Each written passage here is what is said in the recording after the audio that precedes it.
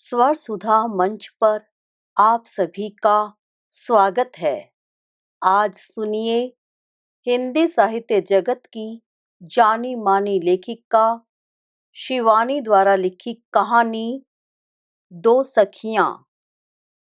निस्वार्थ मैत्री की डोर शायद जीवन की दो ही अवस्थाओं में मनुष्य को बांध पाती हैं, कैशोर्य में और वार्धक्य में। शैशव की धरणी मैत्री की अंकुर प्रस्फुटित होने के लिए बहुत कच्ची रहती है। यौवन हमें अपने ही स्वार्थ के प्रति सजग बना देता है। किससे की गई मैत्री कितनी फलप्रसू होगी, किस मित्र से हमें क्या लाभ होगा, यह सोचते समझते जब हम प्रौढ़ होते हैं तो मैत्री की परिभाषा ही बदल जाती है। नाना अनुभूत तथ्य हमें धीरे धीरे इतना स्वार्थप्रद बना देते हैं कि हमारा संसार केवल हमारी संतान तक ही सीमित रह जाता है। यहाँ तक कि कभी-कभी अपने उस पारिवारिक एकांत में हम वर्षों से बिछड़े और सहसा वर्षों बाद मिले किसी इष्ट मित्र की उपस्थिति को भी भार समझने लगते हैं। मैत्री के प्रगाढ़पन के दूहे शीतोष्ण जल रहित दूध की असली घूंट तो हमें वार्धक्य में ही मिल सकती है। सखूबाई और आनंदी की मैत्री इसी अवस्था में परिपक्व हुई थी। दोनों के स्वभाव, व्यक्तित्व, रुचि, प्रदेश किसी में भी कहीं भी तो साम्य नहीं था। एक थी अकोला की, दूसरी उन्नाव की। एक प्रिंसिपल के पद से अवकाश ग्रहण कर स्वेच्छा से आश्रय में रहने आई थी, दूसरी केवल 5वीं कक्षा तक पढ़ी थी, किंतु गृहणीय पद का अनुभव था विशद। उस महिमा में पद से समय से पूर्व अवकाश ग्रहण कर अनिच्छा से ही वहां आई थी। आनंदी जब आश्रय में रहने आई तो शरीर और मन दोनों से बुरी तरह टूट चुकी थी। उसकी दोनों बेटियां ही उसे पहुंचाने आई थी। सखूबाई बरामदे में बैठी चाय पी रही थी। वह मेस से अपनी चाय लाकर नित्य वहीं बैठकर पीती थी। बूढ़े बूढ़ियों के उस कलरव में चाय पीना उसे कभी अच्छा नहीं लगा। उसने ही पहले कार से बेटियों का सहारा लेकर उतर रही आनंदी को देखा था। आश्रय के कर्मचारियों ने उसका सूटकेस उतारा। स्काई बैग और टोकरी उसकी बेटियां थामे थी।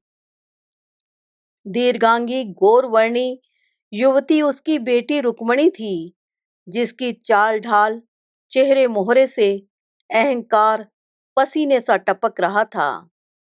छोटी बेटी राधा बड़ी बहन से अपेक्षाकृत छोटे कद की थी।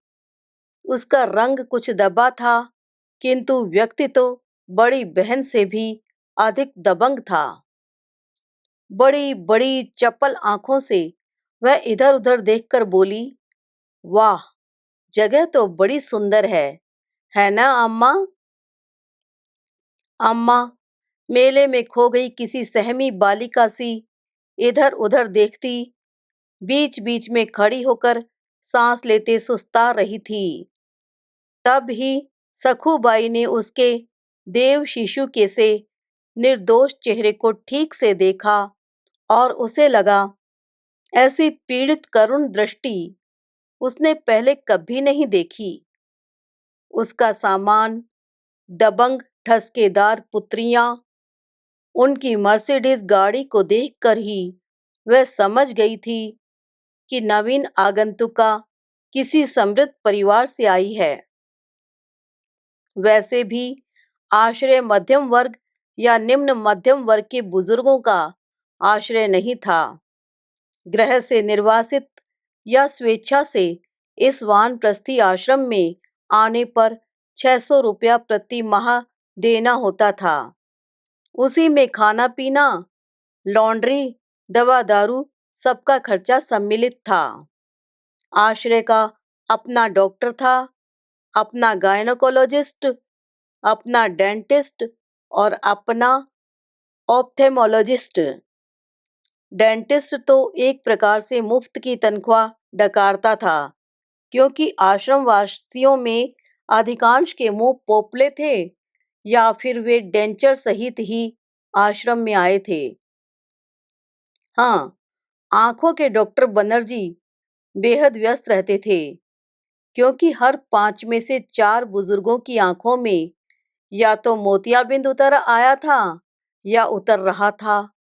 हिंदी, अंग्रेजी, मराठी, गुजराती, उर्दू पत्र पत्रिकाएं नियमित रूप से आती थी। एक छोटी सी लाइब्रेरी भी थी। प्रार्थना भवन था, जहां राम लक्ष्मण सीता के पंचायतन दरबार, शिव हनुमान बालाजी से लेकर गुरु गोविंद सिंह साईं बाबा के बड़े बड़े चित्र लगे थे।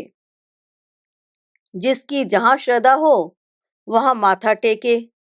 एक आश्रम वासिनी वृद्धा अपनी मृत्यु से पूर्व रंगीन टीवी सेट भी खरीदकर अपनी बिरादरी को भेंट कर गई थी। प्रार्थना सभा से भी अधिक भीड़ अब वहां जुटती थी। दिन भर की ऊबी थकी बुजुर्ग बिरादरी कृषि कार्य के लिए निरस्तम कार्यक्रमों को उदस्त कर डकार लेने ही सोने जाती थी। एक सखूबाई ही उस भीड़ में कभी नहीं दिखती। उसे टीवी से एलर्जी थी। जब पूरी भीड़ रामायण के राम रावण युद्ध को देख लोटपोट हो रही होती, वह अपने कमरे में पलंग पर लेटी बर्ट्रैंड रसेल की आत्मकथा पढ़ती, जिसे पिछले 4 वर्षों में वह 4 बार पढ़ चुकी थी।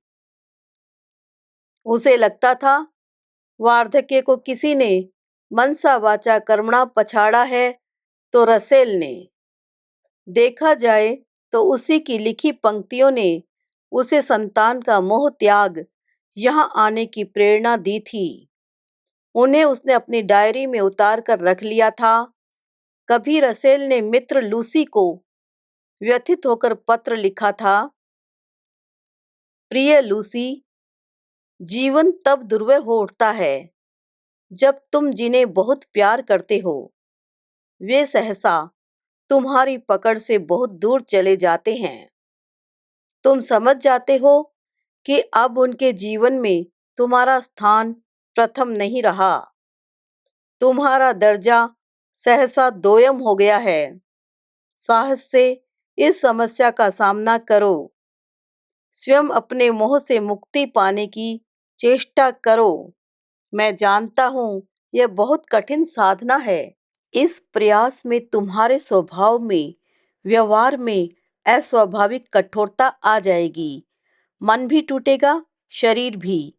तुम्हारा जीवन केवल कल्पना और स्मृतियों का संसार रह जाएगा, जहाँ कर्तव्य से वास्तविकता कभी नहीं टकरा पाएगी। तुम स्वयं एक छाया मात्र रह जाओगी, स्वयं अपने ही लिए एक अजनबी।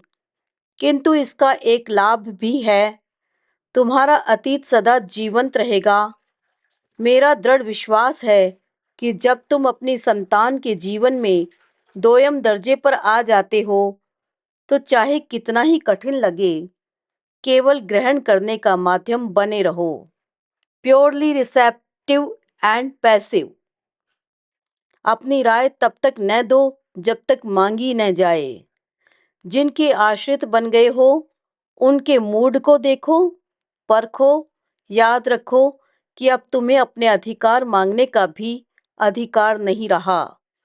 यही दृष्टिकोण एक समझदार सुलझी हुई जननी को अपने विवाहित पुत्र के प्रति सदा अपनाना चाहिए। यदि अपनी आत्मा को मृत्यु से हमें बचाना है तो इसी अग्नि परीक्षा से बेदाग निकलना होगा। यही सखूबाई ने किया था और कर रही थी। 7 वर्षों की इस कठिन साधना में वह खरी उतरी थी। किंतु आनंदी अभी भी माया मोह से विमुक्त नहीं हो पा रही थी। राजा सूरत की भांति उसके प्राण अभी उसकी प्रवंचक संतान में ही टंगे थे किंतु ज्ञान पिपासु वैश्य की भांति सखूबाई ने ही मुक्ति का मार्ग ढूंढ लिया था। टीवी पर रामायण आने का समय होता तो आनंदी बार बार बाहर भीतर जाने लगती। उसका मन होता वह भी उस आतुर भीड़ के बीच बैठ जाए, पर दबंग सखी को अप्रसन्न करने का दुस्साहस उसे कभी नहीं हुआ। एक ही दिन बड़े साहस से उसने दबी जुबान से डरते डरते प्रस्ताव रखा था, चलोगी सखू? आजकल राम रावण युद्ध चल रहा है। तुझे जाना है तो जा मर, मेरा सिर मत खा। कभी राम के तीर की फुलझड़ी बुझी और कभी रावण की। अरे, क्या घर में ऐसे तीरों की नित्य की टकराहट से मन नहीं भरा तेरा? आनंदी बेचारी मन मारकर बैठ जाती। बार बार वह ललचाई दृष्टि से पर्दे की ओट से टीवी को देखती, पर कभी रावण की आधी मूछ और कभी हनुमान की दिगंत व्यापी पूंछ ही उसके पल्ले पड़ती। आश्रय में आने के पहले दिन ही सखूबाई आनंदी को अपने कमरे में ले आई थी। जब से गुरविंदर कौर गई, उसकी पलंग खाली थी। एक कमरे में दो ही पलंगे लगाई जाती थी, पर इधर सहसा भीड़ बढ़ने से एक दो कमरों में तीन तीन पलंगे डाल दी गई थी। किंतु सखूबाई के कठोर साहचर्य की संभावना से ही सब सहम गई। क्रुद्ध नागिन के फन को भला कौन हाथ में लेती? एक तो वह प्रत्येक वस्तु के लिए एक स्थान और प्रत्येक स्थान के लिए एक वस्तु की उपादेयता में विश्वास रखती थी। फर्श दर्पण सा चमकता, बिस्तर में एक भी शिकन नहीं।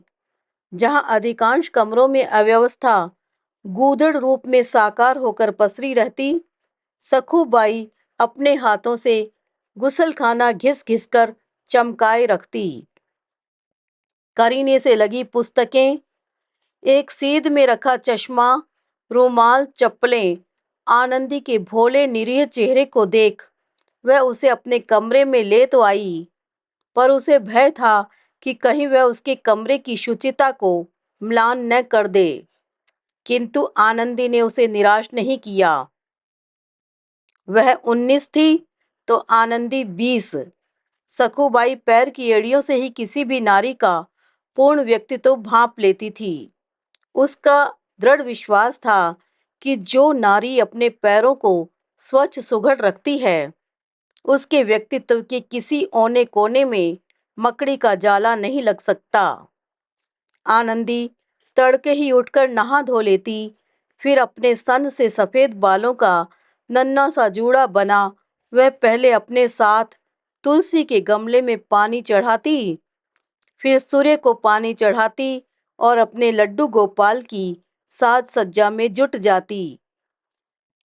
उन्हें नहलाती, रोली चंदन लगाती, गोटा लगा रेशमी झबला पहनाती, माथे से लगाती और फिर आंखें मूंद आत्मविभोर हो मधुर कंठ से नित्य एक ही वंदना दोहराती। भज गोविंदम, भज गोविंदम, गोविंदम भज मूढ़मते, पुनरपि जननम पुनरपि मरणम, पुनरपि जननी जठरे शयनम, इह संसारे खलु दुस्तारे, कृपया यारे पाहि मुरारे, भज गोविंदम, भज गोविंदम। जपार्चन से कोसों दूर नास्तिक सखूबाई कभी झुंझला पड़ती, अब बस गोविंदम, बस गोविंदम, कब तक भजोगी अपने गोविंद को? क्या दिया है तुझे इस गोविंदम ने? बेटे बेटियों से दूर इस कांजी हाउस में ही तो पटका है। मैं तेरी जगह होती तो दूर पटक आती इन्हें। लानत है ऐसे गोविंद पर। अरे मास्टरनी, भगवान से तो डर। राम राम, परलोक का क्या कोई डर नहीं है तुझे? देख, तू 70 की हो गई है, अभी तक तेरे कान, दांत, आंख, हाथ पैर सब सही सलामत हैं। हाथ में पैसा है, यह सब क्या उसी ने नहीं दिया है तुझे? बहुत लाड़ उमड़ने पर वह सखू को मास्टरनी ही कहकर पुकारती थी और सखू उसे कहती थी डोकरी। डोकरी। सखू बाई हाथ की मोटी पुस्तक नीचे पटक, चश्मा उतार, उसे एक बार फिर अपनी दलील से पराजित कर देती। क्या दिया है जी उसने? हमने अपनी तंदुरुस्ती की खुद देखभाल की है, कभी शरीर पर अत्याचार नहीं किया, कुपथ्य नहीं खाया, समय को संयम से बांध कर रखा है, इसी से सब अंग सही सलामत हैं। और पैसा? पूरे 35 वर्ष नौकरी की है, वह भी ईमानदारी से। वही सहता धन भोग रही हूँ, इसमें देने वाला कहाँ से आ टपका? आनंदी एक दीर्घ श्वास लेकर उठ जाती।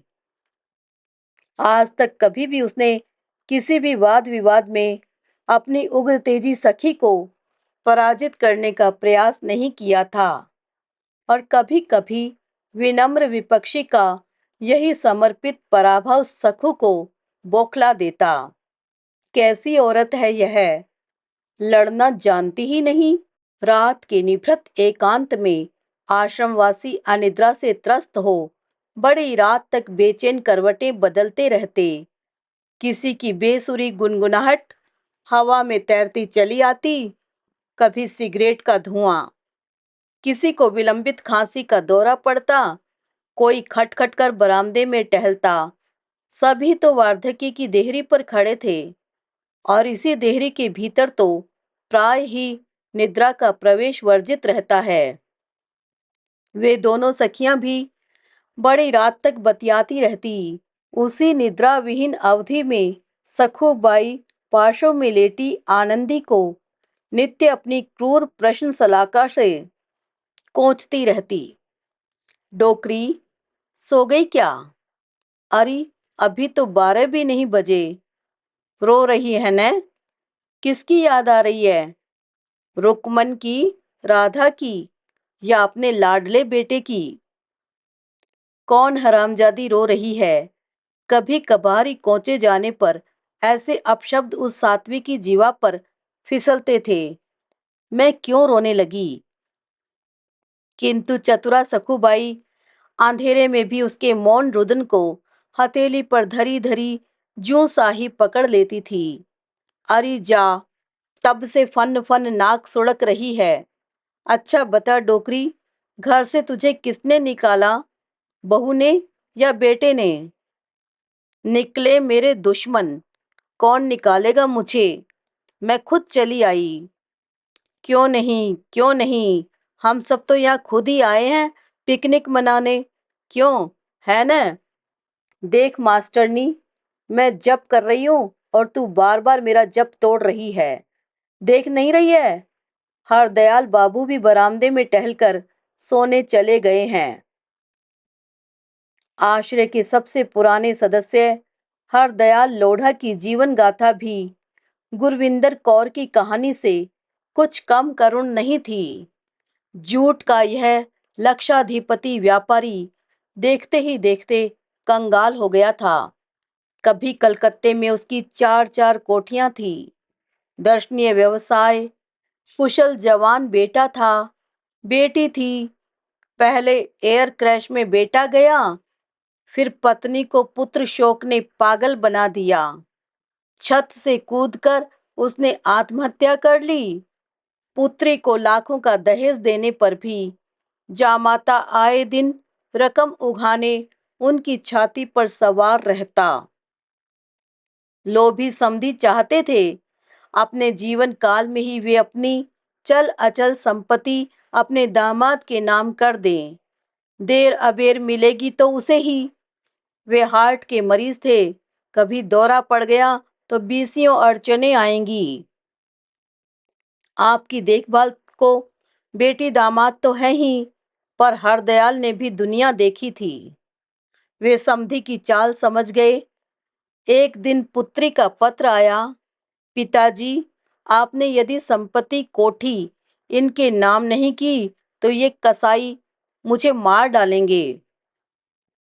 अब आप और देर मत कीजिए, जो ये चाहते हैं वही कर दीजिए। किंतु हरदयाल ने हड्डी तोड़ मेहनत से संपत्ति जोड़ी थी। वे उन उद्योगपतियों में से थे जो केवल लोटा डोर लेकर घर से निकलते हैं और अपनी चतुर व्यवसाय बुद्धि से देखते ही देखते करोड़ों का वारा न्यारा करने में सक्षम हो जाते हैं। उनकी एक ही इच्छा थी, इस अटूट संपत्ति को किसी सत्य कार्य में लगा दें। उनके पुत्र के नाम का एक अस्पताल बने और एक देवालय। बेटी दामाद को तो यथासाध्य दे ही चुके थे, पर वह जो भरी जवानी में बिना सेहरा बांधे ही बाप से बिना कुछ मांगे चला गया था, उसका भी तो कुछ हक था उन पर। पुत्री का पत्र उन्होंने फाड़ कर फेंक दिया। किसी के प्राण लेना क्या इतना आसान है? कैसे मार डालेंगे उनकी सुधा को? आखिर कानून तो है न, पर कहाँ था कानून? दूसरे ही दिन समधी का फोन आया, आपकी बेटी चाय बना रही थी, बुरी तरह जल गई है, मुंह देखना चाहते हैं तो अभी चले आइए। अस्पताल पहुंचे तो कोयला बन गई बेटी की निष्प्राण देह देख मूर्छित होकर गिर पड़े। अभागिन 4-5 महीनों में ही मां बनने वाली थी। जब होश आया तो चटपट पोस्टमार्टम कर अर्थी उठाई जा रही थी। वे जानते थे उनकी समधी की पहुंच बहुत दूर तक है। उस पर उनका बड़ा दामाद पुलिस विभाग का सर्वोच्च अफसर था। न विशेष पूछताछ की गई, न कोई गवाही आगे बढ़े। प्रतिवेशी चुप थे। घर के नौकरों की जबानें पहले ही काट ली गई थी। चाहते तो हरदयाल भी टंटा खड़ा कर सकते थे। उनके पास पुत्री का अंतिम पत्र था, जिसमें उसने बार बार लोभी ससुर का प्रस्ताव और न माने जाने पर उसके घातक परिणाम की दृढ़ संभावना का स्पष्ट संकेत किया था। किंतु उनके प्रतिशोध लेने के अपने तौर तरीके थे। उन्होंने 2 ही दिनों में अपनी संपत्ति का दान खाना बना ट्रस्टियों को सौंप दिया। अपनी आलीशान कोठी उस कन्या विद्यालय के नाम कर दी जहां कभी उनकी पुत्री पढ़ती थी। और फिर वर्षों पूर्व जिस लुटिया डोर को लेकर इस महानगरी में आए थे, उसी को लेकर बिना किसी को अपना आता पता दिए आश्रय में चले आए। आते ही बैंक में वह धनराशि जमा कर दी जो अपने साथ ले आए थे। राजा को रंक बने अब उन्हें आश्रय में पूरे 7 वर्ष हो गए थे। न किसी से बोलते, न किसी से कुछ पूछते। दिन भर कमरे में पड़ते रहते और आधी रात तक फिर बरामदे में तब तक चहलकदमी करते जब तक थककर चूर न हो जाते। फिर चुपचाप कमरे में जाकर सो जाते। उस मौन व्रतधारी बुजुर्ग को वहां सर्वोच्च सम्मान प्राप्त था। देखा जाए तो आश्रय के 2 ही संगमरमरी स्तंभ थे, पुरुषों में हरदयाल लोढ़ा और महिलाओं में आनंदी। रात की गहराई को रोंदती हरदयाल की खड़ाओं की खटखट सुन सखूबाई उन्हें पर्दे की दरार से देखती तो लगता कोई संसार त्यागी पलाश दंडधारी दंडी ही मूर्तिमान हो आश्रय में आविर्भूत हुआ है। यही नहीं, मैस में उन्हें भोजन करते भी वह कनखियों से देखती रहती। स्तूपाकार चावल, कटोरी पर कटोरी दाल, सब्जी, दही चपातियां खाते हरदयाल के कंठ में कभी एक कौर भी स्मृति गह्वर बनकर नहीं अटकता होगा। फिर जैसे बिना दाएं बाएं देखे खाने बैठे थे, वैसे ही नतमुख खड़ाऊ खटकाते अपने कमरे में चले जाते। खट खट खट। आश्रयवासी कर्मचारी बुजुर्ग महिला बिरादरी उन्हें देखते ही झुककर प्रणाम करती। कैसी ही भीड़ क्यों न हो, उन्हें देखते ही मार्ग स्वयं बन जाता। उनकी उपस्थिति का आभास पाते ही प्रार्थना सभा का कलरव स्वयं सुई टपक सन्नाटे में डूब जाता। जैसे अहि मंडली में साक्षात गरुड़ विराजमान हो गए हों। महाकवि कालिदास ने शायद ऐसी ही विभूतियों के लिए कहा है, भवेति सामेपि निविष्ट चेतसाम विपुर विशेष शाश्वती गौरवा क्रिया। राग द्वेष रहित होने से सर्वत्र समबुद्धि संपन्न उदारचित महानुभावों का ब्रह्म तेज संपन्न पुरुष के प्रति अत्यंत गौरव युक्त सत्कार हुआ करता है। उन्हें देखते तो किसी को भी कुछ न समझने वाली सखूबाई का सिर भी स्वयमेव झुक जाता। कभी यह व्यक्ति कलकत्ता के शीर्षस्थ उद्योगपति थे। यह शायद कभी कोई जान नहीं पाता। यदि आश्रय में अपने किसी आत्मीय से मिलने आए, उनके एक मित्र के मित्र उन्हें न पहचान लेते। पूर्व वैभव का एक स्मृति चिन्ह उनकी उंगली में अब भी सॉलिटेयर हीरे की अंगूठी के रूप में सर्च लाइट बना चमक रहा था। उसी व्यक्ति ने उनकी कहानी आश्रयवासी अपने मित्र को सुनाई और धीरे धीरे सब जान गए कि किस दुख ने उन्हें मौन व्रतधारी बना दिया है। सखूबाई की प्रखर कल्पना की उड़ान ने एक दिन आधी रात को आनंदी को झकझोर कर जगा दिया। सुनती है डोकरी, वह अंगूठी निश्चय ही उसके विवाह की अंगूठी रही होगी। संसार का माया मोह तो त्याग आया, पर अंगूठी का मोह नहीं त्याग पाया बुढ़ा। सखू, तू इतनी पढ़ी लिखी है, पर कभी कभी ऐसी बचकानी बातें क्यों करती है? हमें क्या, अंगूठी भी उसी की है, पहनने वाला भी वही है, फिर तेरे सिर में दर्द क्यों हो रहा है? अच्छा डोकरी, देख रही हूँ तेरे पोपले मुंह में भी फिर बत्ती सी उगाई है। अच्छा बता तो, इस बार होली पर तेरी बेटियां गुजिया लाएंगी या नहीं? ऐसे ही वह आधी रात को आनंदी के खुले घावों को कुरेदती। ऐसा करने में शायद स्वयं उसके अपने घाव की व्यथा कुछ कम हो जाती थी। उसका घाव क्या आनंदी के घाव से कुछ कम गहरा था? अंतर इतना ही था कि आनंदी का घाव अभी ताजा था और उसका कब का भर चुका था। केवल दाग भर रह गया था और वह उसी सहजता से उस टपकते घाव की दुर्वह पीड़ा को भूल चुकी थी। जिस सहज स्वाभाविकता से नारी अपनी प्रथम प्रसव पीड़ा को भूल बिसर जाती है, सखूबाई के पति की जब बस दुर्घटना में अकाल मृत्यु हुई तो पुत्र रोहित उसके गर्भ में था। ससुराल में कर्कशा पुत्र वंचिता सास ने जब उसका जीना दूभर कर दिया तो वह अपने मायके चली आई। वह अपनी इच्छा से नहीं आई थी। सास ने ही उसे अपनी जीवा के चाबुक से मार मार कर भगा दिया था। चुड़ैल, तूने ही मेरे बेटे को खाया है। लाख समझाया था मैंने, इससे विवाह मत कर, यह मंगली है, तुझे ही डस लेगी। पर उस अभागे पर तो तेरे रूप का भूत सवार था। जा, निकल जा मेरे घर से, जा अपने मास्टर बाप के पास। सखूबाई फिर भी अडिग चट्टान सी अड़ी रही, पर जब एक दिन बुढ़िया ने उस पर जली लकड़ी उछालकर फेंकी तो उसी क्षण बूमरैंग की तेजी से उसी लकड़ी से बुढ़िया को धराशायी कर वह अपने पिता के घर चली आई। पिता ने ही उसे पढ़ाया लिखाया, उसकी माँ ने उसके बेटे को पाला और वह एक दिन अपने पैरों पर खड़ी हो गई। सास का मुंह फिर उसने पलटकर कभी नहीं देखा। अपनी योग्यता से ही जिस कॉलेज में पढ़ी थी वहीं की प्रिंसिपल बनी।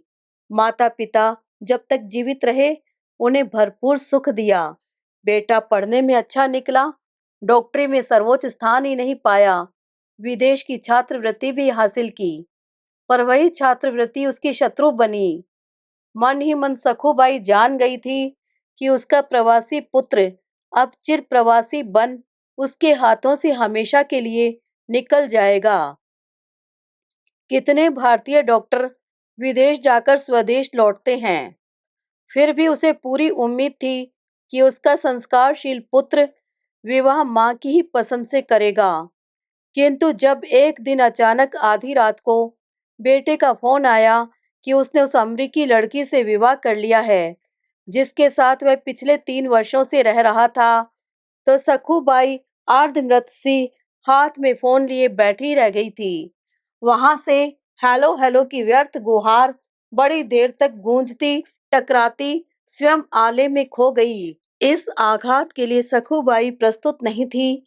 वह ऐसे खोखले विवाहों की व्यर्थता को जानती थी। उसका बेटा किसी भी प्रदेश की किसी भी जाति की बहू ले आता तो वह उसे स्वीकार कर लेती।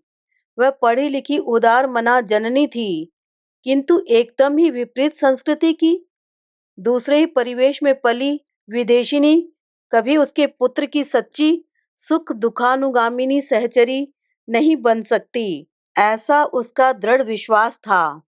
पुत्र ने बड़ा लाड़ प्यार भरा पत्र भेजा कि हनीमून से लौटते ही वह मां के लिए टिकट भेजेगा। उसे नई बहू का वरण करने विदेश आना ही होगा। सखुबाई ने तत्काल पत्र फाड़कर फेंक दिया था। जाएगी मेरी जूती। पर जूती भी कहाँ जा पाई। हनीमून से लौट बेटा टिकट भेजता, इससे पहले ही नवेली बहू स्वयं टिकट कटाकर अपने किसी स्वदेशी सहचर के साथ भाग गई। 4 महीने बाद बेटे का फिर पत्र आया, अम्मा मैं तुम्हारे लिए दूसरी बहू ले आया हूँ। इस बार बहू की डोली सीधी सिडनी से आई थी, पर वह भी कुल 2 ही महीने टिकी। फिर तीसरी आई नाइजीरिया से। इस बार की बहू की काली चमड़ी का रंग एकदम पक्का निकला। पिछले 7 वर्षों में वह अपने ही रंग रूप के 2 बेटों की मां बन चुकी थी। रोहित ने अपने परिवार का चित्र भेजकर मां को एकदम ही चित कर दिया था। क्या उसके राजकुंवर से बेटे के भाग्य में यही शूर्पणखा और शुंभ निशुंभ बधे थे। पाव रोटी से लटके ओंठ, घने घुंघराले बालों का टोप और आबनूसी रंग। दूसरे ही दिन अपना मकान बेच बाच सखुबाई संसार के सब बंधन स्वेच्छा से तोड़ बिना किसी को बताए आश्रय में चली आई थी। था ही कौन जिसे अपना पता ठिकाना थमा आती। उसके रूखे स्वभाव ने जो आत्मीय स्वजन थे उन्हें भी बहुत पहले ही झाड़ू मारकर भगा दिया था। मित्र बनाने की मूर्खता उसने कभी की ही नहीं थी। आनंदी के आने से पहले उसके कमरे में गुरविंदर कौर रहती थी। लंबी चौड़ी वह सुदर्शना सिखनी आश्रय की सबसे छोटी सदस्य थी। उसके पिता ही उसे वहां छोड़ गए थे। वह कौन है, इस छोटी उम्र में क्यों समय से पहले ही वानप्रस्थ ग्रहण करने आई है, कोई पूछने की हिम्मत नहीं जुटा पाया। 27-28 वर्ष की उम्र होगी, पर लगती थी 20 की। रोबदार गंभीर चेहरे पर थानेदारी रोब था। वह दोनों हाथ पीछे बांधे सीना ताने चलती थी। उसकी बड़ी बड़ी आंखों, नुकीले चिबुक और रेशमी पलकों में गजब का आकर्षण था। पर फिर एक दिन उसका कलुषित अतीत भी आश्रयवासियों के लिए खुली पुस्तक बन गया था। इस बार भी बाहर से आए एक विभीषण ने ही उसकी पोल खोली थी। सरदार करतार सिंह आश्रय का प्लम्बर था। रिस रही टंकी को तो ठीक कर गया, पर गुरविंदर के अतीत की टंकी में छेद कर गया। वह भी गुरदासपुर का था, जहाँ की गुरविंदर थी। अजी, यह कैसे आ गई आप शरीफों के बीच? वहाँ कौन नहीं जानता इसे। सीधी जेल से छूटकर आई है। लंबी उम्र कैद काटकर आई थी गुरदासपुर। वहाँ बिरादरी ने भगा दिया था। अपने घर वाले का खून किया है इसने। पूरे आश्रय में तहलका मच गया। क्यों उसे किसी नारी निकेतन में नहीं भेज दिया जाए? शरीफों के बीच इसे रखने की हिम्मत कैसे हुई इसके बाप की? निकालो इसे। आंखों से आग के गोले बरसाती गुरविंदर सीना तान कर सबके बीच चट्टान सी खड़ी हो गई थी। जिसने मां का दूध पिया हो, आकर निकाल दे मुझे। पैसा देकर रहती हूँ, भीख मांगकर नहीं। यह रहा मेरी छुट्टी का कागज। मैं कोई सजा याफ्ता फरार कैदी नहीं हूँ, समझे? कौन सा कानून निकाल सकता है मुझे? एक साथ कई वार्धक्य जर्जरित हृदय धड़क उठे। करतार सिंह यह भी बता गया था कि गुरविंदर के दो भाई खूंखार उग्रवादी हैं। हो सकता है कभी बहन से मिलने यहां भी आ धमकें, और फिर क्या पता यह बेढप सिरफिरी सलवार के नेफे में ही कोई कृपाण छिपाए फिरती हो। सहम कर उत्तेजित भीड़ स्वयं छटकर तितर बितर हो अपने अपने दड़बे में घुस गई, पर कोई भी उसे अपने कमरे में रखने को राजी नहीं हुई। क्या पता कब हत्यारिन फिर सधे हाथों से किसी का गला रेत दे। सखू बाई ही उसे अपने कमरे में ले आई थी। एक वही थी जिसने उससे कुछ नहीं पूछा, उसके साथ बैठती, बतियाती, उसे अपने साथ घूमने ले जाती। एक दिन घूमते ही गुरविंदर ने स्वयं अपने जघन्य अपराध की कहानी उसे सुना दी। वह खाते पीते समृद्ध कृषक परिवार की पुत्री थी। तीनों भाई बहनों ने अंग्रेजी स्कूलों में शिक्षा प्राप्त की थी। पिता अवकाश प्राप्त ऊंचे फौजी अफसर थे। अब उनका अपना बहुत बड़ा फार्म था। कई ट्रैक्टर थे, नौकर चाकर, शिकारी कुत्ते, भैंसे, क्या कुछ नहीं था। कनाडा में उसके चाचा टिम्बर के बहुत बड़े व्यापारी थे। उन्होंने वहां एक समृद्ध प्रवासी सिख परिवार में जब उसका रिश्ता तय किया तो वह केवल 16 वर्ष की थी। पहले उसके पिता ने आपत्ति भी की थी, अभी तो स्कूल से निकली है, उसे मैं खूब पढ़ाना चाहता हूं। पर चाचा ने कहा, लड़की यहां भी पढ़ सकती है। वे लोग बड़े आजाद ख्यालात के लोग हैं, और लड़का लाखों में एक है। विवाह हुआ और वह कनाडा चली गई। तीसरे ही दिन उसने अपने लाखों में एक सहचर का परिचय पा लिया था। दिन रात नशे में चूर वह घर लौटता तो उसके साथ उसके दुराचारी, लंपट, नारी लोलुप मित्रों का जमघट भी रहता। वह डरी सहमी सास के कमरे में छिपने भागती तो सास बाहर धकिया देती। वह भागकर कमरे में बंद हो जाती और लाते घूंसे मार वह कामार्थ भीड़ दरवाजा तोड़ने की चेष्टा करती। एक दिन वे उसे बाहर खींच ही लाए। पति ने आज तक उसकी देह का स्पर्श भी नहीं किया था, करता भी कैसे, वह इस योग्य ही नहीं था। उसकी नामर्दी को जानबूझकर छिपा उस बेचारी का जीवन नष्ट किया था स्वयं सगे चाचा ने। उस दिन जब शुदातुर कुत्तों की भांति पति के मित्र उसे नोच खसोट रहे थे, तो कोने में खीसे निपोड़े अपने पति को देख उसका खून खौल गया था। मैं आज भी नहीं जानती सखू आंटी, मुझे क्या हो गया था उस दिन। आज तक मैंने जानबूझकर कभी किसी चींटी को भी नहीं कुचला, पर मैं पागल हो गई थी क्रोध से, विवशता से अंधी हो गई थी मैंने वहीं पर धरी शराब की भरी बोतल उठाई और पूरी ताकत से अपने पति के सिर पर दे मारी। भयभीत मित्र मंडली फटा सिर और खून से लथपथ मित्र को देख सिर पर पैर रखकर भाग गई। फिर दहशत, मारपीट और यंत्रणा का एक ऐसा सिलसिला चला जो शायद उसके प्राण ही ले लेता। उसका पति ससुर का इकलौता बेटा था। मृत पुत्र की हत्या का प्रतिशोध लेने में पिता ने कोई कसर नहीं छोड़ी। गुरविंदर के पिता को किसी हितैषी ने खबर दे दी। वे वहां पहुंचे और उन्हीं की भागदौड़ से मुकदमा भारत में चलाए जाने की अनुमति उन्हें मिल गई। 14 वर्षों की लंबी सजा, उसके अच्छे आचरण, कच्ची उम्र और शायद उस निर्दोष चेहरे को देख 4 वर्ष कम कर दी गई थी।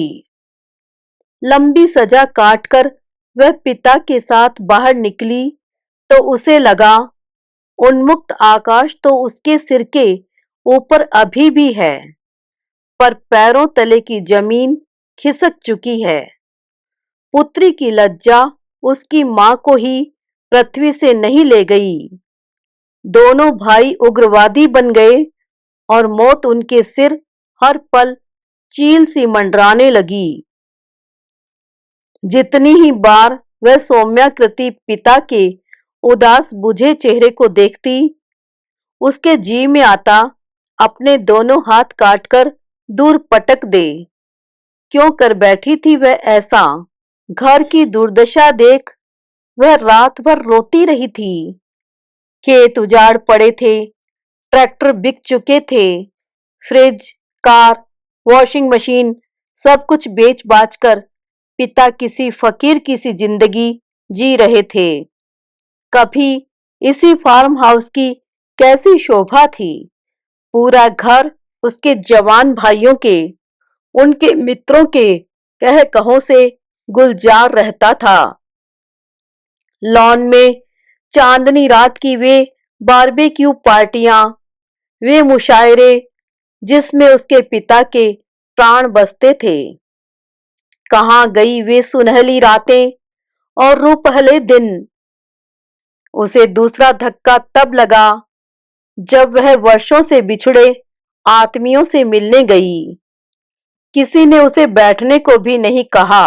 उसकी प्यारी सहेली बलविंदर कौर एक दिन बस स्टैंड पर खड़ी दिख गई तो वह बाहें फैलाए उससे मिलने भागी, पर उसे देखते ही बलविंदर उससे भी तेजी से भागकर सहसा अलोप हो गई, जैसे उसने भूत देख लिया हो। उसकी बाहें शून्य में ही फैली रह गई। वह समझ गई अब वह सबकी दुलारी गुरविंदर नहीं रह गई है, पतिहंता, सजा याफ्ता, कलंकिनी गुरविंदर बन गई है। पिता ने पुत्री का वेदना क्लिष्ट चेहरा देखा और उसका दुख समझ गए। बेटी, अब तेरा यहाँ रहना ठीक नहीं है। ऐसे तो घुट घुट कर मर जाएगी। फिर अब यहाँ रहना खतरे से खाली नहीं है। दिन रात तेरे भाई और उनके दोस्त यहाँ रात आधी रात छिपने आते रहते हैं। पता नहीं तेरे भाई अब जिंदा हैं भी या नहीं। जिंदा हैं तो और भी खतरा है। पुलिस उनके पीछे पड़ी है, कभी भी छापा पड़ सकता है। पर हम कहाँ जाएंगे पिताजी? जहाँ वाहे गुरु ले जाएगा। और फिर न जाने कहाँ कहाँ भटका कर वाहे गुरु उन्हें यहाँ ले आया था। 2 ही महीनों में वह पूरे आश्रय की लाडली बन गई थी। यहाँ कोई नहीं जानता था कि वह कौन है, कहाँ से आई है। अपनी बिरादरी का अपमान, समाज का क्रूर पद प्रहार, सब कुछ भूल गई थी गुरविंदर। अपने साथ लाए सूटकेस से वह शादी के उन जोड़ों को निकाल निकाल कर पहनने लगी जिनकी तब तह भी नहीं खोल पाई थी। कैसे कैसे जोड़े सिलवाकर दिए थे बाजी ने। करी कलफ में सधे अब रखी दुपट्टे, जिन्हें रस्सी सा बंटकर अपूर्व चुन्नटों में स्वयं उसकी बीजी ने चुना। उसके आते ही आश्रय में बाहर आ गई थी। वृद्धों की एक टोली कब निकलती और कब लौटती कोई जान भी नहीं पाता था। अब वे हंसते हंसते खिलखिलाते रास्ते में पड़े कंकड़ पत्थरों को निरर्थक ठोकरें मारते ऐसे निकलने लगे जैसे अभी अभी मसें फूटी हों। यही नहीं, उनमें से अधिकांश वृद्धों की गर्दनें आइजराइट की मुद्रा में स्वयमेव बरामदे की ओर मुड़ जाती, जहां प्राय ही गुरविंदर सखू आंटी के साथ बैठ सुबह की चाय पीती थी। सखू बाई हंसकर उसे ठसकाती, देख रही है बुड्ढों को? तू क्या आई कि सुबह सुबह हाफ पैंट पहन अपनी खोई जवानी ढूंढने निकल पड़े हैं। बेचारे घूमने जा रहे हैं आंटी। अरे, घूमने तो पहले भी जाते थे, पर ऐसे चहकते थे क्या? मैं खूब पहचानती हूँ इन कमबख्त मर्दों को। कोई सुंदर लड़की देख लेंगे तो चिता से भी उठकर बैठ जाएंगे। छी आंटी, कैसी बातें कर रही हैं आप? अरे हाँ, और एक बात गांठ बांध ले लड़की, ये मरे रंडुए बुड्ढे तो और भी खतरनाक होते हैं। वैसे सखूबाई के मुंहफट कथन में कुछ सत्य तो था ही। गुरविंदर की आगमनी ने आश्रय का हुलिया ही बदल दिया था। बहुत दिनों से घिरी घनघोर घटा से म्लान बना आकाश सहसा निरभ्र हो उठा था, और एकाएक निकल आई धूप ने क्लांत प्राणों में नवीन स्फूर्ति, प्राणदायिनी ऊर्जा का संचार कर दिया था। कई गंजे सिरों में कंघियां फिरने लगी, धोबी की गठरी नित्य उतारे बदले गए कमीज कुर्तों से गरियसी बनने लगी। यहाँ तक कि 75 वर्ष के बाबू भाई भी अपनी बेसुरी आवाज में जोर जोर से अपना प्रिय विस्मृत गीत गाने लगे। मैं बन का पंछी बनकर संग संग डोलूं रे। सुन रही है गुरविंदर? 7 7 बेटों के रहते इस पिंजरा पोल में रहने आया है और बन का पंछी बनकर चहक रहा है। गाने भी दो आंटी। अरे, कैसे गाने दूं? मुआ कैसा बेसुरा सुर अलाप रहा है। ओ बाबू भाई, अब बस भी करो। बहुत अलाप लिया, थोड़ा कल के लिए भी तो छोड़ो।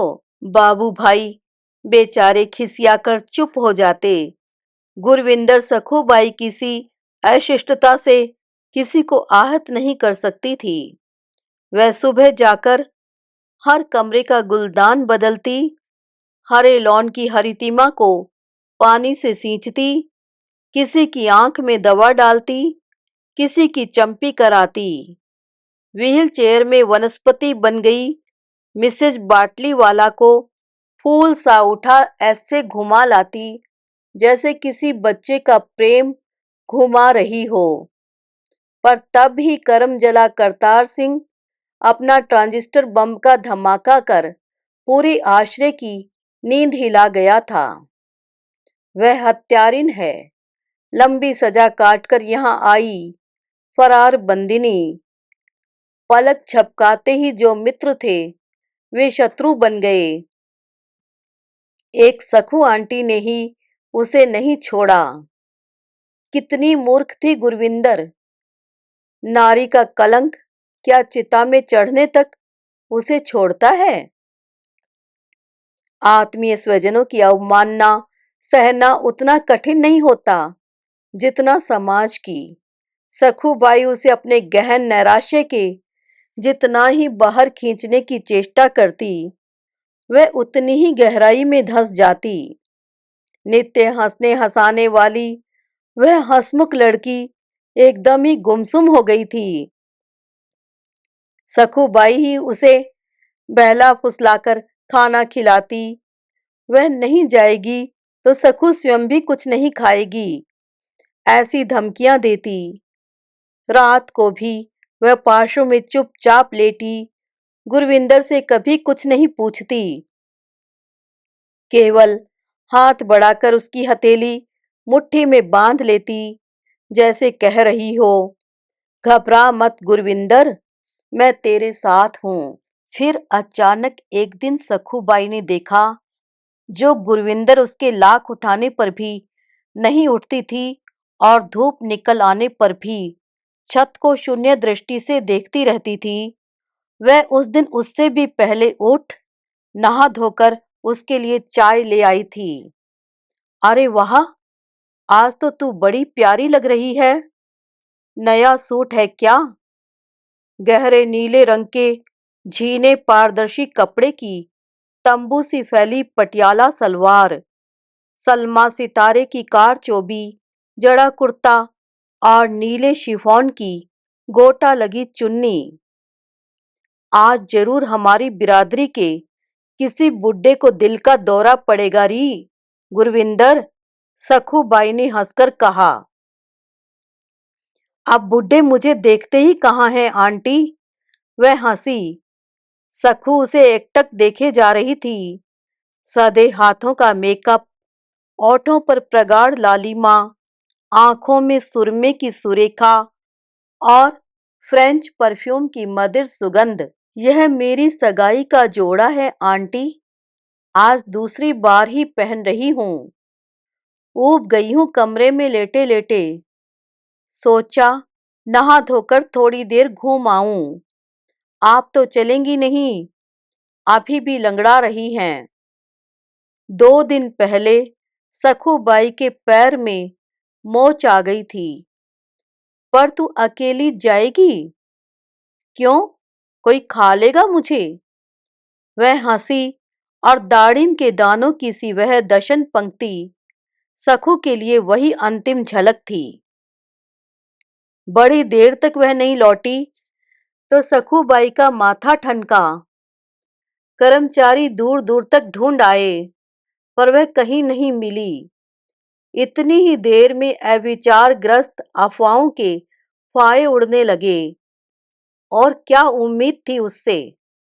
सज धज कर निकली थी, भाग गई होगी किसी के साथ।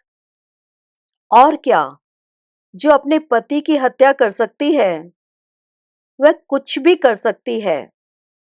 तभी हमने कहा था, हम शरीफों के बीच उसे रखना ही नहीं था। सखूबाई का जी कर रहा था उनका मुंह नोच ले। क्या इन्हीं शरीफों को गुरविंदर को देखकर लाड टपकाते नहीं देख चुकी थी वह? इतने ही में किसी ने आकर खबर दी, गुरविंदर की लाश समुद्र तट पर पड़ी है। उदार आत्माभिमानी उदधी क्या कभी कुछ लेता है? उसका दुख ले लिया और देह लौटा दी। गुरविंदर की मौत के बाद सखूबाई के लिए समय कछुए की चाल से रेंगने लगा। न पढ़ने में जी लगता, न घूमने में। आनंदी आकर उसका हाथ न थाम लेती तो शायद वह आश्रय छोड़कर कहीं भाग जाती। दोनों जैसे युग युगांतर से एक दूसरी को जानती थी। एक साथ उठना बैठना, खाना पीना, घूमना। आनंदी अपनी पूजा में बैठती तो सखूबाई अखबार पढ़ती रहती। कभी कभी झुंझला भी उठती। रोज रोज एक सी खबरें, हत्या, मारकाट, सोने चरस की धरपकड़। अरे सुन रही है डोकरी, किस धरातल में जा रहा है हमारा देश? बस रोज वही पंजाब और पंजाब या फिर बोफोर्स, कोई खबर नहीं रही क्या? आनंदी निरुत्तर माला जपती रहती। मूर्ख जाहिल है तू डोकरी, अब बंद कर अपना ढोंग। पर आनंदी तो चिकना घड़ा थी। सखूबाई कितनी ही गरजे बरसे, उसके पाठ की प्राचीर भंग नहीं कर सकती थी। दोनों घूमने जाती तो आनंदी कसकर सखू की उंगली थामे रहती। डोकरी, तू ये बच्ची सी मेरी उंगली क्यों थामे रहती है? मैं क्या भाग रही हूं? मुझे डर लगता है मास्टरनी। और किसी दिन मेरी उंगली हमेशा के लिए छूट गई तब? हम में से एक को तो पहले जाना ही होगा न। आनंदी हंसकर ठिठक गई थी। मैं ही पहले जाऊंगी मास्टरनी। सखूबाई सहम गई। कैसे दृढ़ विश्वास से कह रही थी डोकरी।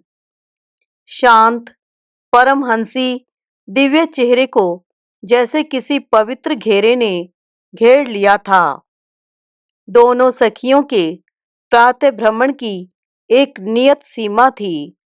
समुद्र तट की चमकती सिकता पर धंसी जा रही चप्पलों को साधती दोनों एक दूसरी का हाथ थामे एक ही चट्टान पर जाकर बैठ जाती। कभी उग्र और कभी शांत फेनिल तरंगे आ आकर दोनों को कभी घुटनों तक भिगो जाती, कभी एड़ियां भिगोकर ही लौट जाती।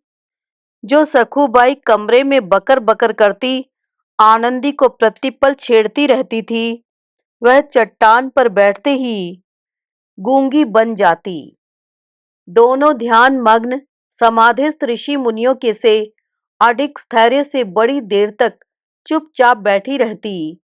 दोनों के हृदयों के गहनतम कक्ष की एक ही सी वेदना अपने ही मौन संभाषण में शायद सब कुछ कह सुन लेती थी। वाणी के लिए फिर कोई स्थान ही नहीं रह जाता।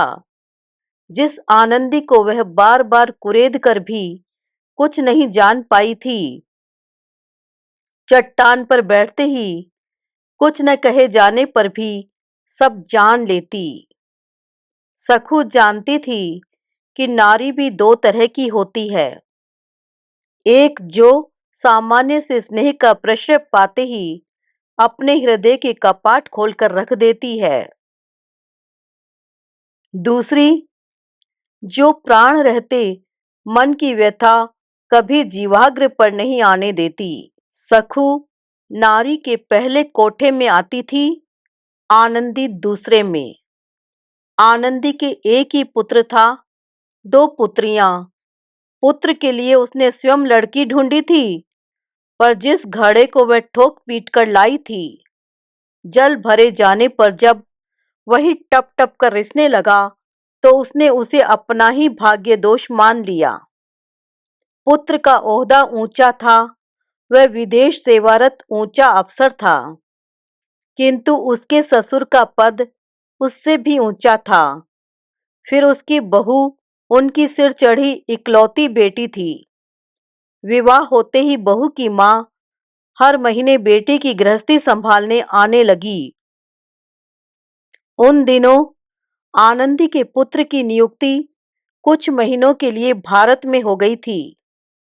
बहू संतान संभवा हुई तो उसकी माँ फिर बेटी की देखरेख के लिए आ गई और धीरे धीरे आनंदी को दीवार की ओर ठेलती गई। अपने ही बेटे के घर में आनंदी मेहमान बन गई और उसकी समधिन मेजबान। फिर भी आनंदी विलक्षण विवेक संपन्न सहिष्णु जननी थी। दोनों विवाहिता पुत्रियां मायके आती तो बहू का मुंह फूल जाता। जब देखो तब चली आती हैं और अम्मा पोटलियां बांध बांध कर थमाती रहती हैं। एक दिन बहू अपनी माँ से कह रही थी तो बड़ी बेटी ने सुन लिया।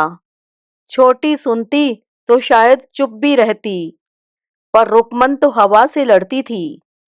खूब किचकिच हुई। दोनों बेटियां रूठकर उसी दिन चली गई। उस ग्रह कलह ने बेटे को भी माँ के लिए पराया बना दिया।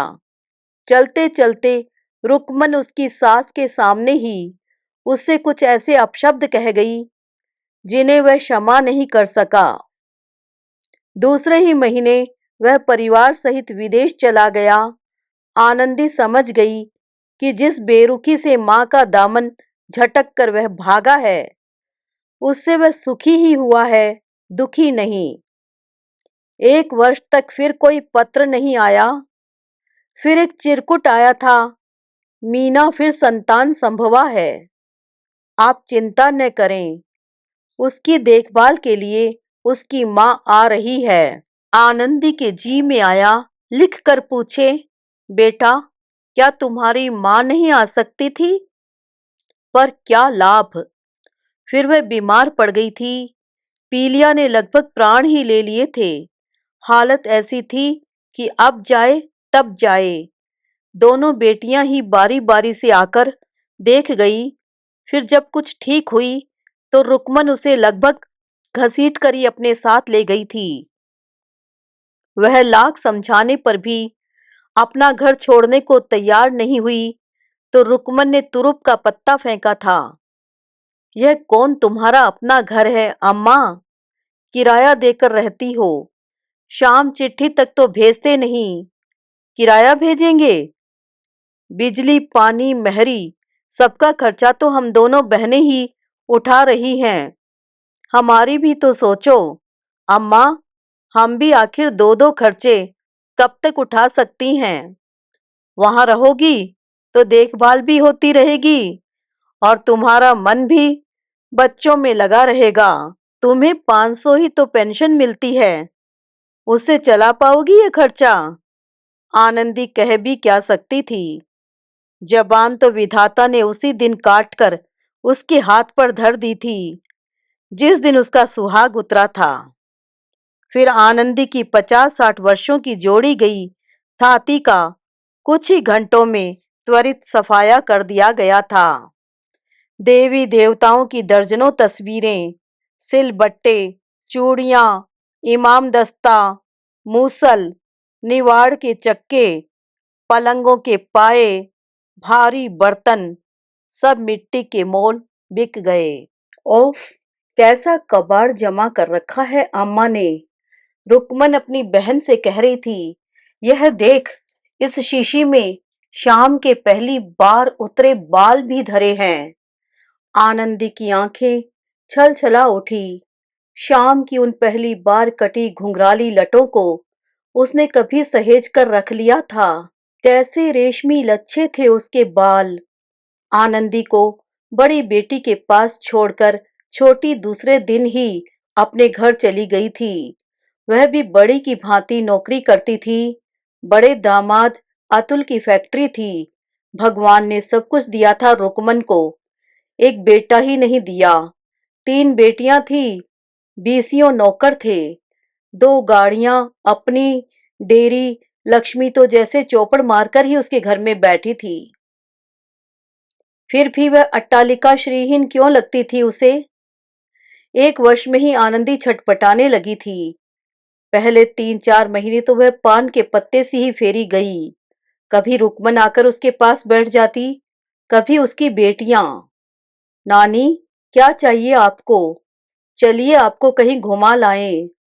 अजी, कोई अच्छा सा धार्मिक कैसेट ले आओ नानी के लिए। पर फिर वह स्नेह, वह अनुराग न जाने कहां उड़कर विलीन हो गया। दामाद अतुल बेहद रूखा, क्रोधी, अधीर व्यक्ति था। एक तो वह घर पर रहता ही कम था। जब कभी आता तो पूरे घर को सन्नाटा लील लेता। गरजता बरसता वह मेघ टलता तो पूरा घर चैन की सांस लेता। आए दिन रुकमन की बेटियों की मित्र मंडली उनके कमरे में जुटती तो कमरे में ऊबी आनंदी भी उठकर वहां चली आती। उनकी खिलखिलाहट ही उसे वहां खींच ले जाती थी। वात्सल्यपूर्ण दृष्टि से वह उन्हें देखती रहती। कैसा स्वच्छंद जीवन है इन बच्चियों का। न माँ के काम में हाथ बटाने के आदेश, न जोर से हंसने बोलने आने जाने पर कोई बंदिश। इस उम्र में तो उसका गौना हो गया था। हाय नानी, दर्जन भर लड़कियां उसे देखते ही चिल्लाती। न प्रणाम न अभिवादन। क्या आज के माँ बाप इन्हें सामान्य शिष्टाचार भी नहीं सिखाते? फिर भी स्वभाववश उसके मुंह से निकल जाता, जीती रहो बेटी। जोर जोर से बज रहे उस विचित्र कानफोड़ अंग्रेजी संगीत के साथ कभी वे लड़कियां ताल देती, कभी अपने झबरे कटे बाल पूरे चेहरे पर फैला उसी के सामने नाचने लगती। नाच भी कैसा, जैसे उन पर साक्षात भवानी उतर आती हो। आनंदी अवाक होकर देखती रहती। इतनी जोर से बज रहा यह भूत प्रेतों का संगीत क्या अब उनके कानों में नहीं लगता? जब वह टीवी देखने बैठती तो बेटी की ये उद्दत बेटियां ही आकर आवाज कम कर जाती थी। प्लीज नानी, इतनी जोर से टीवी मत लगाइए। एक दिन आनंदी के जीर्ण हृदय को दूसरा झटका लगा। रुकमन की बड़ी बेटी सुरेखा ही सबसे मुंहफट थी। आनंदी अपने कमरे में बैठी दोपहर की चाय पी रही थी कि सुरेखा आंधी सी घुस आई। नानी, जब हमारी दोस्त आती हैं तो प्लीज आप वहां मत आइए, हमें बड़ा अजीब लगता है। आनंदी फिर चाय नहीं पी पाई। ठीक ही तो कह रही थी वह, वहां सींग कटाकर बछड़ा बनने गई ही क्यों थी। उसी रात को अतुल शायद कुछ ज्यादा ही चढ़ाकर बहक गया था। यद्यपि आनंदी का कमरा गृह के सीमांत पर था, फिर भी उसने सब कुछ सुन लिया था। कब तक रहने वाली है तुम्हारी अम्मा? क्या राधा को कोई मतलब नहीं रहा मां से? एक तुम्ही ने ठेका लिया है। आनंदी सन्न रह गई। उसने कितनी भारी भूल की थी। आनंदी, उठ उठ, भाग जा कहीं। अब तेरा दाना पानी यहां से उठ गया है। समय रहते चेत आनंदी, नहीं भागती तो एक दिन भगा दी जाएगी। उसका अंतःकरण उसे रात भर झकझोरता रहा था। दूसरे दिन ऑफिस जाने से पहले रुकमन ने स्वयं ही उसकी समस्या का समाधान कर दिया था। अम्मा, इधर मुझे दफ्तर में बहुत काम है, देर से लौटूंगी। लड़कियों के भी इम्तिहान आ रहे हैं। सोच रही हूं तुम्हें थोड़े दिन राधा के पास भेज दूं। और इतवार को वह स्वयं मां को छोटी बहन के पास छोड़ आई थी। राधा की गृहस्थी बड़ी बहन की गृहस्थी से भी अधिक ठसकेदार थी। एक ही बेटा था, वह भी बचपन से हॉस्टल में रहकर पढ़ रहा था। मां को देखते ही राधा बच्ची सी लिपट गई थी। अब तुम मेरे ही पास रहोगी अम्मा, तुम्हें कहीं नहीं जाने दूंगी। खूब मन लगेगा तुम्हारा। और कैसा मन लगा था उसका। इस छोटी बेटी ने 5 वर्ष तक दूध पिया था उसका। 15 वर्ष तक उसी के साथ लिपटकर सोती थी। सब सुख तो करतल पर धरे दिख रहे थे, फिर भी भीतर ही भीतर कौन घुन चाट रहा था उसे। चहकती मैना सोने के पिंजरे में बंद होकर चहकना भूल गई थी क्या? या उसके गले में वह कांटा उग आया था जो एक दिन मैना के प्राण ले लेता है। फिर धीरे धीरे बिना कुछ पूछे ही वह सब कुछ जान गई। उसका यह दामाद भी बेहद पीता था। एक बार उसका भयावह रूप से बढ़ा रक्तचाप उसे लकवे का छोटा मोटा झटका भी दे चुका था, पर पीना नहीं छूटा। उस पर राधा का बेटा छुट्टियों में घर आया तो आनंदी रही सही बात भी समझ गई। कभी उसकी अनुपम कांति देखकर ही आनंदी ने उसका नाम धरा था कार्तिकेय। आज 18 वर्ष की उम्र में ही उस कमनीयता को जघन्य नशे ने स्याह कर दिया था। जब देखो तब मां से लड़ झगड़ कर पैसे उगाता। बाप उसे फूटी आंखों नहीं देख सकता था। राधा ने उसे कुछ नहीं बताया, पर नौकरों की खुसर फुसर से ही वह जान गई कि बाबा अब पढ़ने नहीं जाएगा, कॉलेज से निकाल दिया गया है। कुछ पति के नशे ने राधा को बेहद चिड़चिड़ी बना दिया था। वह एक बार सुबह और एक बार रात को मां के कमरे में आती अवश्य थी, पर उससे कभी आंखें नहीं मिला पाती थी। अपनी इस लाडली ओछन पोछन बिटिया को गले लगाने को आनंदी का हृदय व्याकुल हो उठता, पर बढ़ती वयस भी कभी कभी संतान और जननी के बीच संकोच की कैसी अभेद्य दीवार बनकर खड़ी हो जाती है। फिर एक दिन अपदार्थ पुत्र को लेकर ही बेटी दामाद में भयंकर गृह कलह हुआ। फूलदान फेंके गए, कुर्सी सोफा उल्टे, मेजें गिरी, प्लेटें पटकी गई। राधा सिसक रही थी। दोनों घुटनों में मुंह छिपाए कालीन पर बैठी राधा की वह करुण छवि आनंदी ने छिपकर पर्दे की ओट से देखी तो उसका कलेजा किसी ने मरोड़ दिया। बाप की बेहद मुंह लगी उस छोटी को तो उसने कभी फूल की छड़ी से भी नहीं मारा था। दामाद जैसे बोरा गया था।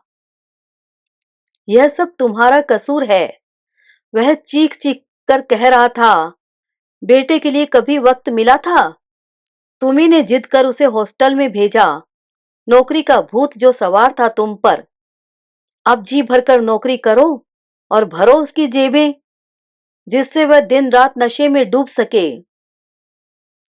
देखा नहीं क्या लिखा है उसने अपने कमरे की दीवारों पर? Don't walk on grass, smoke it. कसर पूरी करने अपनी माँ को भी ले आई हो हमारा सुख दिखाने। मेरी माँ महीने भर को आती है तो तुम्हारा मुंह लटक जाता है।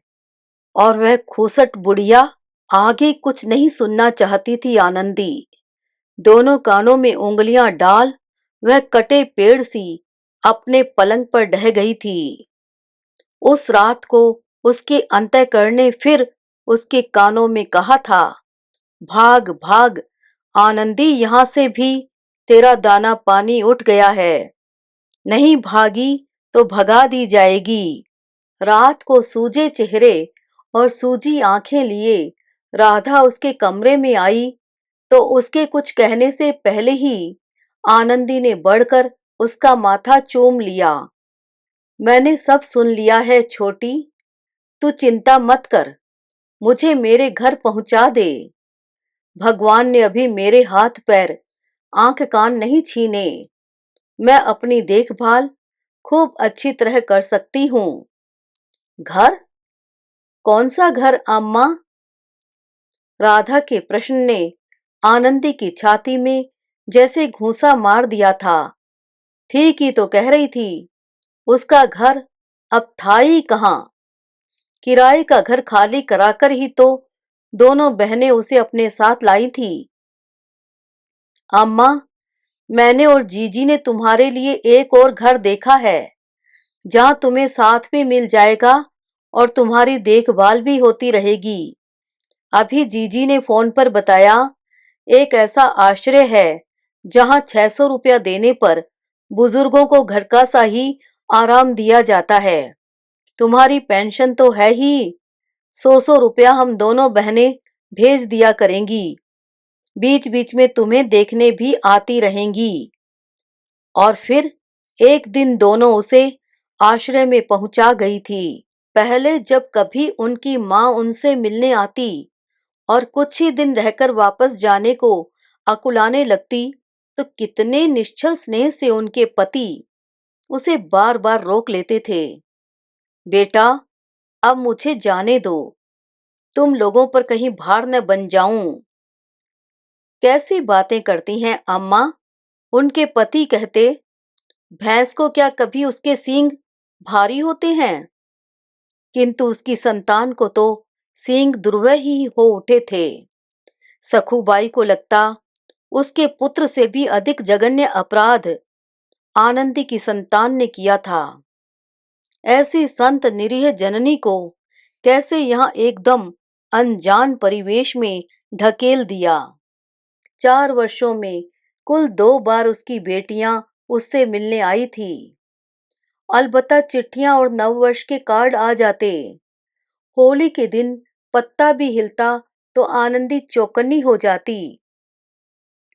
उस दिन आश्रय के कई भाग्यशाली बुजुर्गों के आत्मीय स्वजन उन्हें अबीर गुलाल का टीका लगाने आते। आनंदी की बेटियां पिछली 3 होलियों से मां से मिलने नहीं आई थी। फिर भी कहीं न कहीं आशा की टिमटिमाती ज्योति को आनंदी हथेली की ओट से बचाए सेंत रही थी। डोकरी, चल घूमने, इतनी सुबह तो तेरी बेटियां आने से रही। उस दिन फागुनी बयार ने मौसम में सुबह से ही गुलाबी मिठास घोलकर रख दी थी। नित्य की भांति दोनों सखियां उंगली थामे अपनी प्रिय चट्टान पर जाकर बैठ गई। सखूबाई ने स्वभाववश आनंदी को फिर छेड़ दिया। क्यों री, क्यों मुंह लटकाए बैठी है? बेटे बहू याद आ रहे हैं या बेटियां? आनंदी चुप रही। उसके निरर्थक प्रश्नों का वह कभी उत्तर नहीं देती थी। अरे कुछ तो बोल, आज होली का दिन है। आज के दिन तो लोग कुत्ते बिल्लियों को भी रंग देते हैं। हमें अब कौन रंगेगा मास्टरनी? क्यों, मैं क्या मर गई हूँ? और फिर सखूबाई ने न जाने कहां से छिपाई गई अबीर गुलाल की पुड़िया निकाली और आनंदी के गोरे चेहरे को लाल बना दिया। गालों पर, ललाट पर, सफेद बालों पर रंग पोतती वह हंस हंस कर चीखने लगी, होली है, होली है। आनंदी इस रंगीन हमले के लिए प्रस्तुत नहीं थी। अचकचाकर वह पानी में लगभग गिरने ही को थी कि सखू ने थाम लिया। क्या करती है मास्टरनी? आंचल से गाल पोंछती आनंदी ने संभलते ही इस बार सखूबाई के हाथ की पुड़िया छीन मुट्ठी भर रंग पोत सखूबाई को लंगूर बना दिया। ले, तू क्या समझती है मैं रंग खेलना नहीं जानती? जरा अपनी सूरत तो देख। पोपले मुंह की हंसी ने आनंदी का चेहरा उद्भासित कर दिया। और अपनी अपनी शक्ल देखी है तूने? हाँ हाँ, कैसी लग रही है तू? सखूबाई जोर जोर से हंसने लगी। बड़ी देर तक दोनों एक दूसरी को रंगती, मजाक उड़ाती, हंसती हंसती दोहरी हो गई। उनका चौथापन सहसा समुद्र बहा ले गया और एक दूसरी को रंग से, गीली रेत से भिगोती दो अल्हड़ किशोरियां ही एक दूसरे से जूझ रही थी। चल, हाथ मुंह धो ले, आश्रय वाले देखेंगे तो क्या कहेंगे? आनंदी ने खिसियाए स्वर में कहा। जानती है मास्टरनी, मैंने उनके जाने के बाद कभी होली नहीं खेली। तब क्या पहले खेली थी? बता न डोकरी। क्या गौने के बाद की उस पहली होली को वह कभी भूल सकती थी? 14वां लगते ही तो गौना हुआ था उसका। पर गौना होने पर भी तो महीनों तक पति की झलक भी उसे देखने को नहीं मिली थी। सास कहती थी, बहू अभी लड़कौनी है, मेरे पास सोएगी। रातें सास के साथ बीतती गई और दिन में कई जोड़ी तैया, चचिया सास ननद देवरों के बीच वह पति से दो टुक बात भी नहीं कर सकती थी। फिर होली आई और वह तड़के ही कुएं पर पानी भरने गई तो वे जंगली बिल्ले से ताक लगाए बैठे थे। मुझे देखते ही झपटे और रंग की पूरी बाल्टी उड़ेल दी। और फिर क्या री डोकरी, बड़ी छिपी रुस्तम निकली तू। चल परे हट। आनंदी के गोरे चेहरे की जिन झुर्रियों की दरारें सखू की अबीर से अछूती रह गई थी, वे भी सहसा अदृश्य अबीर से अबीरी हो उठी। पूरे 56 वर्ष बीत गए थे उस होली को, पर 70 वर्ष की होने पर भी आनंदी आज भी वह दिन नहीं भूली थी। स्वयं सखूबाई की स्मृतियां उसका कलेजा मरोड़ रही थी। चल, अब चलें, शायद तेरी बेटियां आई हों। पर कोई नहीं आया। उसी रात को आनंदी सहसा उठकर बैठ गई। क्या हुआ डोकरी? सपने में क्यों गोंगिया रही थी? सपना देख रही थी क्या? हाँ मास्टरनी, अजीब सपना था। क्या देखा? अभी नहीं, सुबह सुनाऊंगी। सूरज उगने से पहले किसी ब्राह्मण को शुभ सपना सुनाओ तो सच होता है। मार गोली ब्राह्मण को। इस जमाने में ब्राह्मण को सुनाए गए सपने सच नहीं होते। शूद्र को सुनाए गए सपने ही फलते हैं। नहीं, कल सुनाऊंगी। सुबह नहा धोकर आनंदी उसके पास खड़ी हो गई थी। कल मैंने देखा, मैं जमीन पर लेटी हूं। मेरे सिरहाने तुलसी का गमला है, उस पर मेरे लड्डू गोपाल बैठे हैं। मेरे मुंह में तू तुलसी दल डालकर मेरे कानों में कह रही है, ओम नमो वासुदेवाय, ओम नमो वासुदेवाय। अचानक मेरी देह ऊपर उठने लगी है और मैं जमीन पर पड़ी अपनी देह को भी देख पा रही हूं। तभी आकाश से एक सोने का रथ उतरा, मास्टरनी, ठीक जैसा टीवी की रामायण में उतरता है। यह सब तेरे टीवी का ही प्रताप है। वही भूत तेरे सिर पर चढ़ गया है। सखूबाई ने उसे भुन-भुनाकर बीच में ही टोक दिया। नहीं मास्टरनी, मेरे गले में अजगर सी मोटी वैसी ही पुष्पमाला है जैसे कभी प्रधानमंत्री के गले में रहती है, और फिर मुझे कोई विमान में ठेलकर चढ़ा देता है। मैं तुम सबको हाथ हिला हिलाकर विदा ले रही हूँ, ठीक जैसे प्रधानमंत्री हाथ हिलाते हैं। क्यों? नहीं मास्टरनी, यह सपना सच होगा। मेरे सपने कभी झूठ नहीं होते। कब से तो मौत को बुला रही थी। अरे जाहिल औरत, बुढ़ापे में दो ही चीजें तो बुलाने से नहीं आती, मौत और नींद। आया कुछ समझ में? 6 महीने बीत गए। बेचारी आनंदी कहाँ बैठ पाई विमान में, पर सखूबाई ने उसका उठना बैठना दूभर कर दिया। क्यों डोकरी, कब आ रहा है विमान, आज या कल? आनंदी रुआंसी हो जाती। अच्छा, जा कल तेरी सीट बुक करवा देते हैं।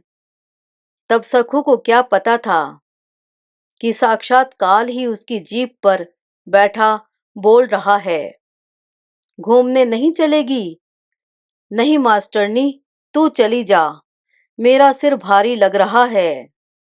सखू निकल ही रही थी कि आनंदी ने पुकारा, मेरा एक काम करेगी मास्टरनी? अब कौन सा काम अटक गया?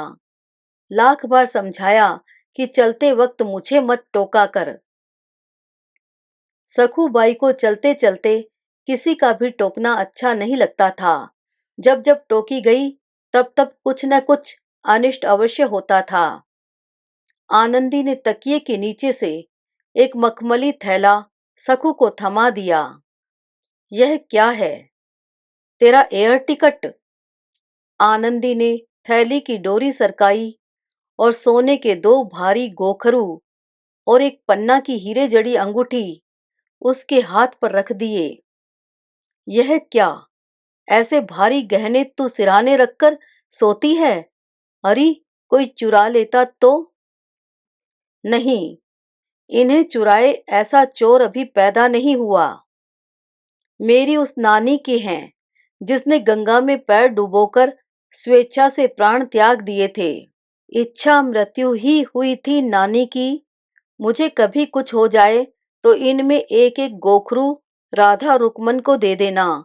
उन्होंने तो ये कभी देखे भी नहीं हैं। नहीं तो क्या आज तक बच पाते? अपने ही पास रख डोकरी। मैं क्या कोई लॉकर हूं जो तेरी यह अमानत धरूं? नहीं मास्टरनी, तुझे मेरा कहना मानना ही होगा। और इस अंगूठी का क्या करना है? तेरी बहू को देनी है न? उसकी काली उंगलियों में यह पन्ना खूब फबेगा। नहीं, यह तू पहनेगी। बड़े प्यार से उसने फिर वह अंगूठी सखू की उंगली में पहना दी थी। मैं इतनी दामी अंगूठी नहीं ले सकती, फिर मैं कब यह सब पहनती हूँ। इसे पहनेगी तू। जब मैं नहीं रहूंगी और यह अंगूठी तेरी उंगली में रहेगी तो मुझे हमेशा यही लगेगा मैं तेरी उंगली थामे तेरे साथ साथ चल रही हूँ मास्टरनी। उस दिन सखूबाई का मन घूमने में भी नहीं लगा। 10 कदम चलकर वह बड़ी देर तक आश्रय की ही बेंच पर बैठी रही। फिर उठकर मेस से 2 प्याले चाय के लिए कमरे में गई। आनंदी जैसे घोड़ा बेचकर सो रही थी। चलो सोती रहे कुछ देर, सिर भी भारी है बेचारी का। उसने अखबार उठा लिया, चाय पी, एक एक खबर पढ़ी। आनंदी अभी उसी गहरी नींद में सो रही थी, दोनों हाथ छाती पर धरे। यही उसकी प्रिय मुद्रा थी। अरे डोकरी उठ, रामायण के कुंभकर्ण की छूत लग गई है क्या? बजाऊं नगाड़े, चला दूं हाथी? पर आनंदी न हिली न डुली। हाथ का प्याला धर चिंतातुरा सखू उस पर झुकी, हाथ थामा तो कटी डाल सा फत पलंग पर ही गिर गया। वह भागकर सबको बुला लाई। आह, कैसी मौत पाई भाग्यवान ने। सब झुक झुक उन निष्प्राण गोर चरणों पर माथा टेक रहे थे, पर सखू एकदम बुत बनी उस शांत भव्य चेहरे को एकटक देख रही थी। कैसी अशुभ वाणी निकली थी उसके मुंह से। उसकी प्राणप्रिया सखी ने क्या कभी उसका कोई आदेश टाला था? जहां समवेत सिसकियां कमरे में सन्नाटे को चीर अगरबत्ती के धुएं के साथ मंडरा रही थी, वहीं सखू की निष्प्रभ आंखों की पलकों का एक पक्षम भी गीला नहीं हुआ। वह पत्थर बन गई थी। तू रोना नहीं मास्टरनी, उसने एक दिन कहा था, मुझे बड़ा दुख होगा। वह नहीं रोई, पर सपने की एक एक बात उसने पूरी की। सिरहाने तुलसी का गमला, गमले पर लड्डू गोपाल, मुख में तुलसी दल, और फिर कानों के पास मुंह सटाकर स्थिर निष्कंप कंठ से उसने कहा, ओम नमो वासुदेवाय, ओम नमो वासुदेवाय। चौकीदार को शहर भेज, उसने वैसा मोटा पुष्पहार मंगाकर आनंदी के गले में डाल दिया। आरती उठी, तब भी वह बड़ी देर तक वहीं बैठी रही, फिर अपने कमरे में चली गई। कर्मचारी आकर कमरा धो गए, पलंग हटा दी गई। न जाने कौन संस्कारी बुजुर्ग देहरी पर एक दिया भी जलाकर धर गया, जिससे आनंदी का प्रेत अपने नवीन मार्ग में न भटके। एक गुजराती आश्रयवासिनी ने आकर उसके कंधे पर हाथ धरा। कहो तो बेन, मैं आज तुम्हारे कमरे में सो जाऊं? नहीं, कुछ रूखे स्वर में उसने कहा था। अब जीवन भर कोई उसके कमरे में नहीं सोएगी। रात भर वह खाली कमरा उसे हड़के कुत्ते सा काट खाने को दौड़ता रहा। लगता था अभी आकर पुकारेगी, मास्टरनी सो गई क्या? धीरे धीरे 3 महीने बीत गए। आनंदी की पुत्रियों को खबर दे दी गई, पर वे दोनों परिवार सहित बैंकॉक घूमने गई थी। हमारी माँ का बक्सा संभाल कर रख दें, हम लौटने पर ले लेंगी। एक सखूबाई ही जानती थी उस सूटकेस में क्या है। 4 सूती इकलाई धोतियां, 3 पेटीकोट, 4 कुर्तियां, 2 चादर, एक टूटा चश्मा, वर्षों से बंद पड़ी एक अलार्म घड़ी और बैंक की पासबुक, जिसमें कुल जमा थे 27 रुपए 52 पैसे। यह उस बेटे की माँ की विरासत थी, जिसे महीने में 20,000 का वेतन मिलता था, जिसका अपना अपार्टमेंट था, स्विमिंग पूल था, 3-3 गाड़ियां थी। उन दामादों की सास की विरासत थी, जिनके घरों में कुबेर का छत्र बड़ी गहराई तक धंसा था। बेटियां आई, सखूबाई बरामदे में बैठी चाय पी रही थी। दोनों ने उसे देखकर भी अनदेखा कर दिया, जैसे पहचानती ही न हो, जबकि दोनों जानती थी कि वही उनकी निर्वासिता अम्मा की एकमात्र अंतरंग सखी है। एक बार भी उन्होंने आकर उससे माँ की अंतिम यात्रा का वृतांत पूछा होता, तो शायद वह तत्क्षण उनकी माँ की धरोहर उन्हें थमा देती। पर उनकी अवज्ञा से उसका खून खौल गया।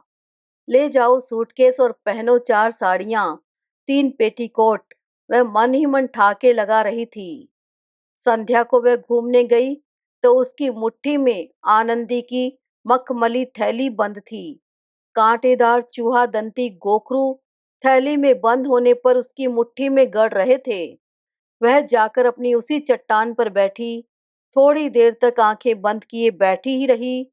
फिर उसने एक बड़ा सा पत्थर उठाकर दोनों गोखरुओं के साथ मूंद दिया। पत्थर रहेगा तो थैली नहीं लौटेगी, नहीं तो गुरविंदर की लाश की भांति समुद्र फिर तट पर पटक जाएगा। पूरी शक्ति से उसने थैली को जोर से समुद्र में उछाल दिया। एक क्षण को वह लाल थैली लहरों में उठी, गिरी, अगाध जलराशि की अतल तल में विलीन हो गई। सखूबाई देर तक खड़ी देखती रही, थैली नहीं लौटी। बड़ी श्रद्धा से उसने अपने दोनों सींग से पतले हाथ आकाश की ओर उठाकर अपनी दिवंगता सखी को प्रणाम किया। माफ करना डोकरी, तेरी अमानत तुझे ही लौटा रही हूं। जिन हाथों ने तुझे ऐसी बेरहमी से अपने घरों से बाहर ढकेला, उन हाथों में मैं ये गोखरू नहीं पहना सकती। अंगूठी मेरी उंगली में है, पर यह तो तेरी उंगली है न, कैसे इसे छुड़ा दूं? माफ करना डोकरी। फिर जो लोह स्तंभ सी मास्टरनी अपनी सखी की अर्थी उठने पर भी नहीं रोई थी, सहसा टूट गई। उसका चेहरा रुदन की असंख्य झुर्रियों में सिकुड़ा, ओठ कांपे और फिर झर झर कर बहते आंसू उसके कांपते चिबुक से ढलकते उसकी सपाट छाती को भिगो गए। जैसे किसी कठिन शिलाखंड को भेद सहसा किसी पहाड़ी झरने का स्रोत फूट गया था। अभी आप सब सुन रहे थे हिंदी साहित्य जगत की जानी मानी लेखिका शिवानी द्वारा लिखी एक मार्मिक और हृदय स्पर्शी कहानी, दो सखियां। आशा करती हूँ कहानी आपको अवश्य पसंद आई होगी। कृपया लाइक करें, कमेंट करें और चैनल को सब्सक्राइब करना न भूलें।